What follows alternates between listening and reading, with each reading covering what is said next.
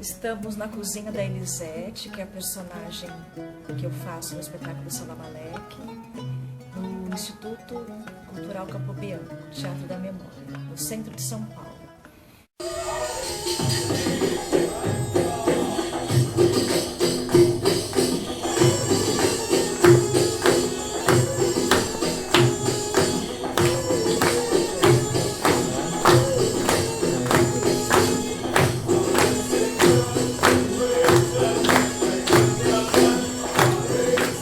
Salam Aleikum é uma palavra nossa, né? Cumprimentos exagerados, misuras, mas que ela tem uma origem, exatamente o que você falou, do cumprimento árabe, que é Al-Salamu Aleikum, que a paz esteja com você. E quando eu entro, é como se eu respondesse ao público, Aleikum Salam, com você esteja a paz. Então, Salam Aleikum vem do cumprimento, é quando eu saldo o público. E os convidados da minha cozinha, no caso, né? Porque eles estão dentro do cenário, dentro da minha cozinha. Rajas recheadas. É o doce da minha infância.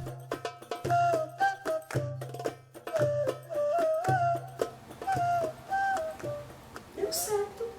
Não falei? Que no final acaba dando certo? Não falei? Eu venho de uma família de sírios. Meus avós paternos nasceram numa cidade chamada Iabru, que é interior da Síria.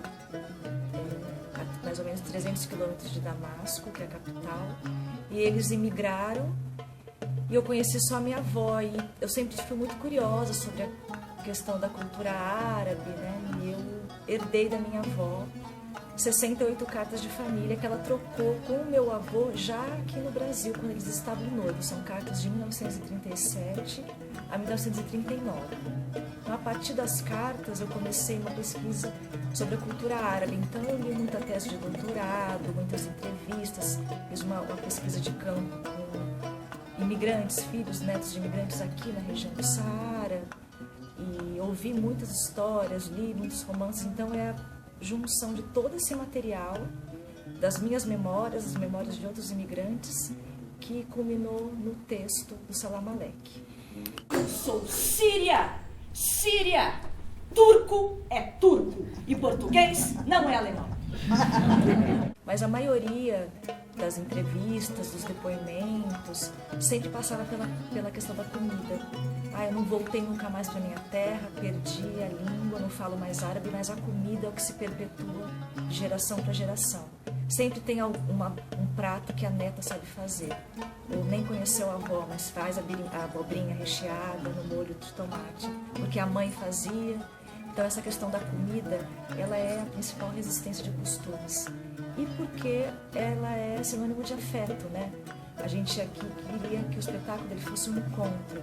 A gente chama, qual é o gênero? Não é drama nem comédia, a gente chama porque é um encontro meu com as minhas memórias, entre a equipe artística e o meu encontro com o público durante essa tarde que eles passam aqui dentro da cozinha. Para mim, o que alegra o espírito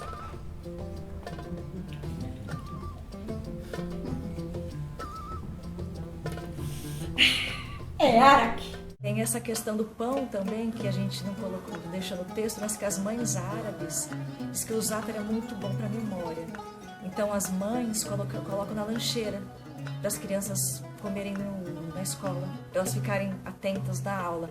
Então por isso que ele fala que é salutar, que faz bem, e é muito significativo o za'atar, né? O pão sírio, esse condimento, ele tem essa questão da força, de alimentar, e a questão dos livros, que é o que eu sempre lembro, assim, de histórias, o que sempre minha mãe falava dos avós, essa preocupação em que os filhos estudassem, porque a maioria chegou aqui para mascatear, ralaram muito, né, andando por esse Brasil inteiro, e essa preocupação de que os filhos estudassem, entrassem numa universidade.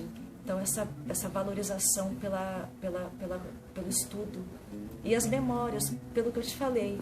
Às vezes meus avós, por exemplo, nunca voltaram para a Síria, nem dos irmãos, nunca visitaram. Então é o que ficava na memória deles, e o que ficou na minha memória de ouvir falar das coisas que eu li, Então sempre fez parte do meu imaginário, até que um dia eu fui para o Oriente Médio e fiquei em choque, assim, porque tudo que fazia parte do meu imaginário eu vi, né, muito forte essa experiência. Passei o domingo pensando em você. Agora eu entendo tudo. Entendo porque minha avó só quis que eu a lesse aos 30 anos. Eles ficam emocionadíssimos, sobretudo a minha mãe. Minha mãe, eu até deixei ela para ela vir depois da estreia, porque ela chorou o espetáculo inteiro e ela ia ficando cada vez mais... Imagina aqui que a gente enxerga a pessoa, ela foi ficando cada vez mais emocionada. Eu achei que eu teria que parar a peça a qualquer momento para chamar um pronto-socorro. Ela ia chorando, ela ia ficando, aí a minha irmã segurava na mão dela. Ela ficou muito mexida. Aí na segunda vez menos, na terceira menos, na quarta menos. Agora ela se emociona, só que já tem um distanciamento. Mas os árabes ficam, quem tem. Porque tem a questão do doce, lembra da avó. Mas eu acredito que esse espetáculo ele tem uma questão arquetípica em relação à memória, que pertence a todos. Se fala de cozinha, de afeto, de comida da avó, da bisavó, e isso pertence a todos, seja qual for a ascendência. Então a gente tem esse retorno nesse segundo momento, né, ao redor da mesa. Eu adoro quando eu escuto de um judeu, que ele fala, essa história é minha, ou de um japonês, de um italiano. Isso é muito bom, porque é quando a gente tem a certeza que nós conseguimos tocar as pessoas, provocar uma reflexão sobre a memória, sobre o afeto, sobre a imigração. Sentava-se aqui ao lado, baforava uma fumaça do narguilé nas mãos e se abraçavam, sinceramente. Quando o espetáculo estreou em 2013, nós ainda estávamos, já tinha estourado a Primavera Árabe, só que na Síria ainda tinha uma esperança, que ia passar por lá e que tudo ia ficar bem. Ao longo da trajetória do espetáculo, essa história foi se configurando de uma maneira muito triste, que todo mundo está acompanhando o que está acontecendo, e isso culminou nessa leva de refugiados, principalmente para o Brasil, né? E a gente fez algumas adaptações, principalmente no final, não vou falar porque a maioria das pessoas vão assistir ainda, e a cena final. Mas tem essa questão no final, nós apontamos para o momento atual, embora o espetáculo fale de memória, ele acontece hoje, mas ele aponta para o momento atual do Oriente Médio e do que está acontecendo lá. E isso, assim, nós ficamos muito tocados com isso. Isso gritou nessa temporada. Na outra, do ano passado, eles vieram assistir alguns grupos de refugiados, como essas instituições que nós vamos encaminhar as doações. Mas agora, desse 2015 para cá, isso se intensificou de uma maneira. Então, a Fernandinha deu a ideia, conversando com a Laís, estávamos conversando sobre o espetáculo para essa temporada, e veio essa ideia que foi assim, está sendo uma sensação maravilhosa de poder oferecer o espetáculo gratuitamente, graças ao Instituto Capobianco, a Fernanda Capobianco e a Construcap, e chamar as pessoas para se aproximarem da mesa e degustarem, e ao mesmo tempo elas trazem alimento e a gente vai doar. Então é uma troca, e eu acho isso maravilhoso, assim, poder fazer isso, ter essa oportunidade de ser alimentado e alimentar também é uma maravilha. Então tem essa temporada, ela tem essa questão da urgência do que está vivendo o Oriente Médio e de como nós estamos recebendo, e também para provocar uma reflexão, né, nas pessoas, até que ponto nós estamos recebendo esses refugiados, não só os árabes, os haitianos, os africanos, até que ponto olhamos, que olhar é esse do mundo para eles? É uma questão humanitária, né? Não é só das organizações, é de todo mundo, porque é uma questão mundial hoje, né? Talvez cada um de nós precise de uma única lembrança.